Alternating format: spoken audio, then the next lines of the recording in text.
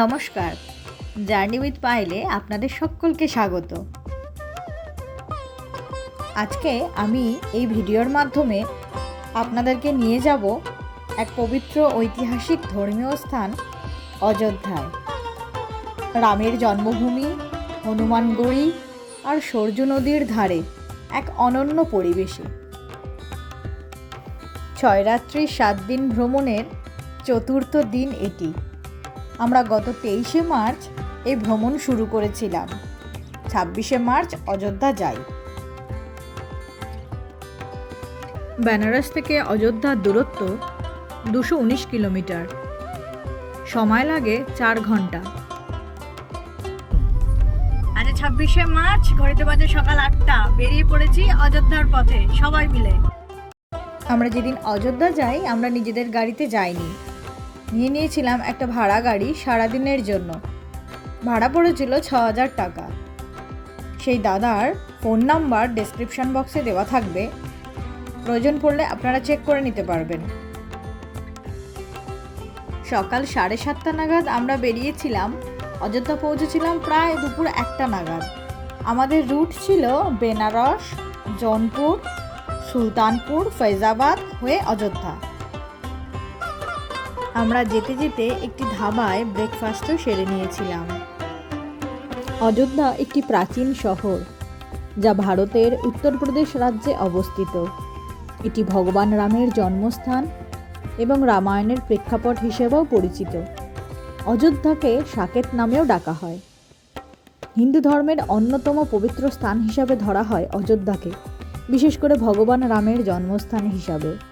মহাকাব্য রামায়ণের কাহিনীও এই শহর ঘিরেই আবর্তিত হয়েছে।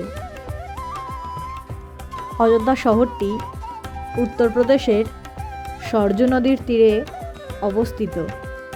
হিন্দুদের কাছে একটি অতি গুরুত্বপূর্ণ তীর্থস্থান, যেখানে প্রতি বছর বহু তীর্থযাত্রী আসেন। এই দেখুন, আমরা এসে গেছি অযোধ্যা ধামে। শহরে ঢুকতেই চোখে পড়বে নতুন নতুন রাস্তা, পরিষ্কার পরিবেশ। আর ঠিক এই জায়গাটিতে আমরা গাড়ি পার্ক করেছিলাম। এখান থেকে আমরা একটা টোটো নিয়েছিলাম। 4 ঘন্টার জন্য আমরা টোটো ভাড়া করেছিলাম। ভাড়া পড়েছিল 1000 টাকা। অযোধ্যা ভ্রমণ আমরা শুরু করি এই রত্ন সিংহাসন দিয়ে। এই রাজগদ্দি শুধু একটি সিংহাসন নয়, এটি রামরাজ্যের প্রতীক, ন্যায়ের, ধর্মের ও আদর্শ শাসনের চিহ্ন। অযোধ্যায় শ্রীরামের রাজ্যাভিষেকের পরে তিনি এই গদিতে বসেন। এই জায়গাটি মাতা সীতার রান্নাঘর। এখন এই রান্নাঘরে রয়েছে রাম সীতার মূর্তি এবং হনুমানজি।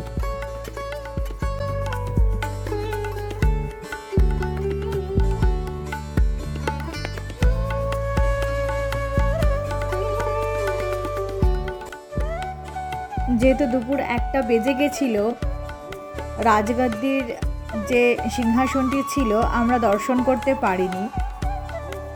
পুরোহিতদের থেকে শুনলাম যে রামনবমী বা দীপাবলির সময় রাজগদ্দিকে সাজানো হয় রাজকীয়ভাবে। আলো, ফুল, মন্ত্র, ভক্তি আর উৎসবের ঢেউ ছড়িয়ে পড়ে পুরো অযোধ্যায়। এরপর আমরা দর্শনে যাই হনুমানগড়ি মন্দিরে।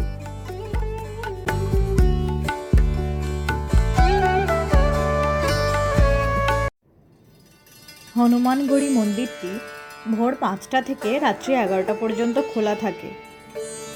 এই ভিড়টা থেকে আমি খুব ভয় পেয়ে গেছিলাম। সাংঘাতিক ভিড় ছিল। 76টা সিঁড়ি অতিক্রম করে ওপরে উঠতে হয়েছিল।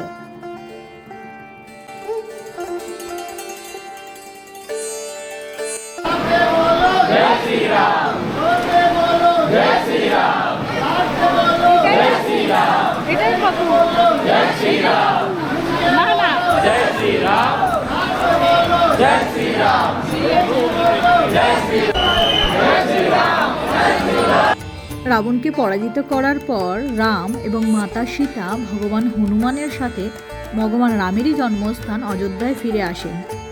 হনুমান রামকোট রক্ষার জন্য অযোধ্যার একটি গুহাতেই বসবাস শুরু করেন। স্কন্দ পুরাণ অনুসারে রাজা বিক্রমাদিত্য 360টি মন্দির সহ হনুমানগড়িও নির্মাণ করেন। মন্দিরটি চারকোনা দুর্গের মতো, যার প্রতিটি কোণে বৃত্তাকার প্রাচীর রয়েছে, আর দেওয়ালে খোদাই করা রয়েছে হনুমান চালিসা। না, গরমের রোদ্দুরে আমাদের অবস্থা দেখুন। রোদ থেকে বাঁচার জন্যে মাথায় টাওয়েল দিয়ে নিয়েছে। হনুমানগড়ি থেকে আমরা বেরিয়ে সোজা চলে যাই রাম মন্দিরে। প্রচলিত ধারণা অনুযায়ী অযোধ্যায় রামের দর্শনের আগে তাঁর প্রিয় ভক্ত বজরংবলীর দর্শন এবং আজ্ঞা নেওয়া জরুরি। এখন আমরা প্রবেশ করছি রাম মন্দিরে।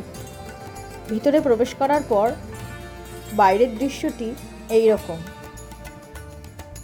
রাম মন্দিরের ভেতরে ক্যামেরা বা মোবাইল কোনো কিছুই অ্যালাউ নয়। ক্যামেরা মোবাইল রাখার জন্য আলাদা কাউন্টার আছে এবং জুতো আলাদা জায়গায় খোলারও কাউন্টার রয়েছে। অযোধ্যার এই রাম মন্দির বাবরি মসজিদের স্থানেই নির্মিত হয়। 1949 সালে মসজিদের ভিতরে রাম ও সীতার মূর্তি স্থাপন করা হয়। 1992-তে তা আবার ভেঙে ফেলা হয়। বর্তমানে মন্দিরটি 2024-এ উদ্বোধন করা হয়। এই যে ভিতরে মোবাইল এবং ব্যাগ রাখার কাউন্টার। এই মন্দিরটি তৈরিতে কোনো রকম লোহা, ইস্পাত বা সিমেন্টের ব্যবহার করা হয়নি, পাথর ছাড়া। মন্দিরটি নাগাড়া স্থাপত্য শৈলীতে নির্মিত হয়েছে। মন্দিরে রামলালার মূর্তি স্থাপন করা হয়েছে, যা মহীশূরের ভাস্কর অরুণ যোগীরাজ তৈরি করেছেন। যেহেতু মন্দিরের ভিতরে ক্যামেরা বা মোবাইল কোনোটাই অ্যালাউ ছিল না, আমরা আপনাদের মন্দিরের ভেতরটা দেখাতে পারিনি। বাইরে এসে এই ওয়েটিং রুমে একটু বিশ্রাম নিচ্ছিলাম। স্থপতি চন্দ্রকান্ত সোমপুরা এবং তার পুত্র আশিস সোমপুরা এই নকশাটি করেছেন। মন্দিরটি নাগর স্থাপত্য শৈলীতে নির্মিত, যা ওড়িশার কোণার্কের সূর্য মন্দিরেরই অনুরূপ। মন্দিরটি নির্মাণ করার জন্য রাজস্থানের বংশী পাহাড়পুরের গোলাপি বেলে পাথর এবং মাকড়ানার মার্বেল পাথর ব্যবহার করা হয়েছে। রাম মন্দিরের ভেতরে 32টি সিঁড়ি অতিক্রম করে যেতে হয়। বয়স্কদের জন্য তাই এই হুইল চেয়ারেরও ব্যবস্থা রয়েছে। প্রতিদিন সকাল 7টা থেকে 11:30 এবং দুপুর 2টো থেকে সন্ধ্যে 7টা পর্যন্ত খোলা থাকে এই রাম মন্দির। মোবাইল বা কোনো রকম কোনো ইলেকট্রনিক ডিভাইস অ্যালাউ নয়। রাম মন্দির দর্শন সেরে বেরিয়ে আমরা টুকটাক কিছু খাওয়া দাওয়া সেরে নিই। সে সময় প্রচণ্ড গরম ছিল, সেজন্য ফল আর ছোলা খেয়েই কাটিয়েছিলাম। রাম মন্দির থেকে বেরিয়ে দশরথ মহলের দিকে যাওয়ার মাঝে এই সমস্ত মন্দিরগুলি ছিল।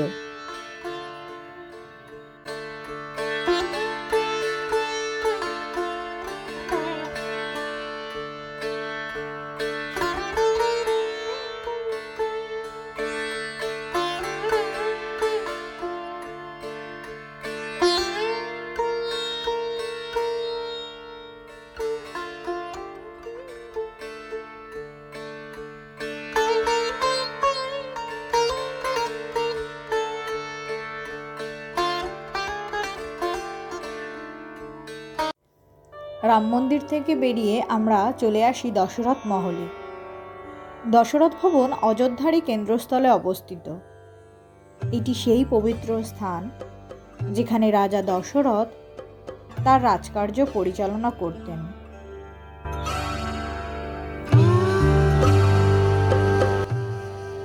মন্দিরের ভিতরে প্রবেশ করতেই মনে হবে যেন প্রাচীন যুগে ফিরে এসেছি। এই মহলে মূর্তি শিল্প, রাজকীয় স্থাপত্য এবং আধ্যাত্মিক পরিবেশ মিলেমিশে এক অপূর্ব সমন্বয় তৈরি করেছে। যদি অযোধ্যা আসেন তাহলে অবশ্যই দশরথ মহল না দেখে ফিরবেন না। দশরথ মহল সকাল 8টা থেকে দুপুর 12টা এবং বিকাল 4টে থেকে রাত্রি 10টা পর্যন্ত খোলা থাকে। দশরথ মহল থেকে বেরিয়ে আমরা আসি কনক ভবনে। কনক ভবন, যাকে স্বর্ণপ্রাসাদও বলা হয়, ভারতের অযোধ্যার রাম জন্মভূমিতেই অবস্থিত একটি মন্দির। কনক ভবন মন্দিরের ইতিহাস কিংবদন্তি এবং প্রাচীনত্বে পরিপূর্ণ। এর উৎপত্তি ত্রেতা যুগে। পৌরাণিক কাহিনী অনুযায়ী মাতা কৈকেয়ী ভগবান রাম এবং সীতাকে বিবাহের উপহার হিসাবে এটি দিয়েছিলেন। কনক ভবনে 3 জোড়া পবিত্র মূর্তি রয়েছে, যার সবকটি রাম এবং সীতার প্রতিকৃতি। মন্দিরটি উত্তর ভারতীয় বুন্দেল স্থাপত্য শৈলীর একটি চমৎকার উদাহরণ। গ্রীষ্মকালে সকাল 8টা থেকে 11:30 এবং বিকালে 4:30 থেকে রাত্রি 9:30 পর্যন্ত খোলা থাকে এবং শীতকালে সকাল 9টা থেকে 12টা আর সন্ধ্যায় বিকেল 4টে থেকে রাত্রি 9টা পর্যন্ত খোলা থাকে। যুগ যুগ ধরে কনক ভবন অসংখ্য পুনর্গঠনের মধ্য দিয়ে গেছে। দাপর যুগের প্রথম দিকে রামের পুত্র কুশ প্রাসাদটি মেরামত করিয়েছিলেন। পরে দাপরে এই প্রাসাদটি ঋষভদেব এবং তারপর শ্রীকৃষ্ণ সংস্কার করেন। কথিত আছে এই প্রাসাদটি নবাব দ্বিতীয় সালার জংয়ের শাসনকালে ধ্বংস হয়ে গেছিল, যা পরে 1891 সালে বুন্দেলখণ্ডের টিকামগড়ের মহারাজা প্রতাপ সিং যুদেব এবং তার স্ত্রী বৃষভানু কুনওয়ারি দ্বারা পুনর্নির্মাণ করা হয়।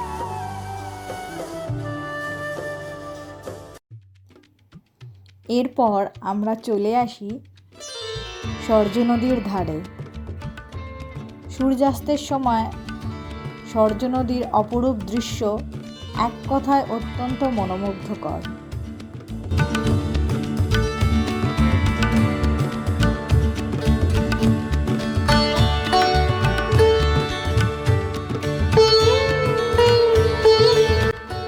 সরজু শুধু একটি নদী নয়, এটি একটি আস্ত অনুভূতি।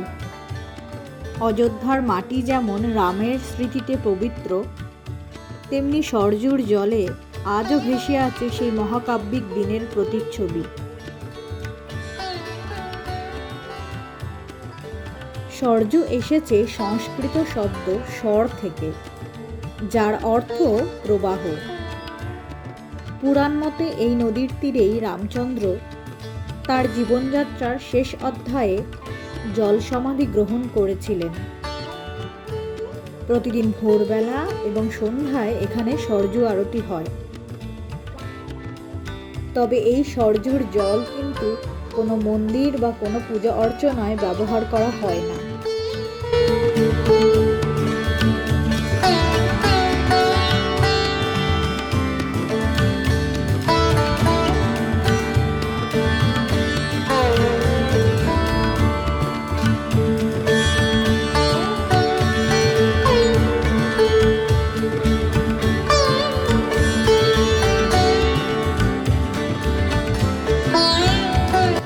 সকাল থেকে খেতে পারি না, মুড়ি খাচ্ছি। রিভিউ তো দেবো আমি।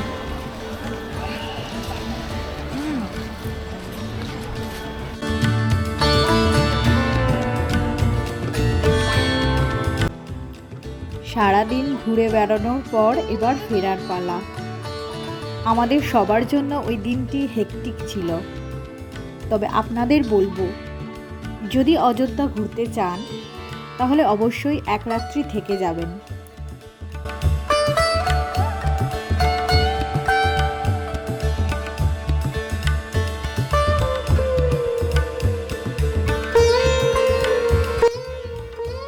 আপনাদের যদি আমার এই ব্লগ ভালো লাগে অবশ্যই লাইক, শেয়ার এবং জার্নি উইথ পায়েল চ্যানেলটিকে সাবস্ক্রাইব করতে ভুলবেন না।